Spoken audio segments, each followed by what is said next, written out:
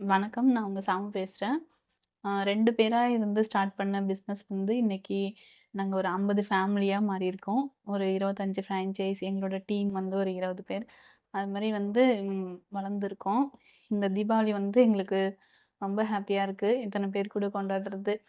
ஆ இது எல்லாத்துக்குமே காரணம் வந்து என்னோட மைக்ரோ கிரீன்ஸோட பிசினஸ் தான். ஆ நான் ஃபர்ஸ்ட்டு வந்து என்னோட பிசினஸ்க்கு தான் நான் நன்றி சொல்லணும். அதுக்கப்புறம் வந்து என்னோட டீம், என்னோட ஃப்ரான்சைஸ், என்னோட மென்டார்ஸ், என்னோட ஃபேமிலி எல்லாருக்கும் நான் வந்து நன்றி சொல்றேன்.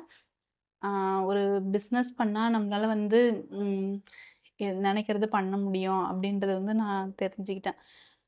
எப்படின்னா எனக்கு ஒரு 5 பேருக்காவது செய்யணும் அப்படின்னு இருக்கும் தீபாவளியில. நம்ம ஃபேமிலிய தவிர்த்து நம்ம வந்து வெளியில ஒரு 5 பேருக்காவது ஏதாவது செய்யணும் அப்படின்னு நெனைப்பேன்.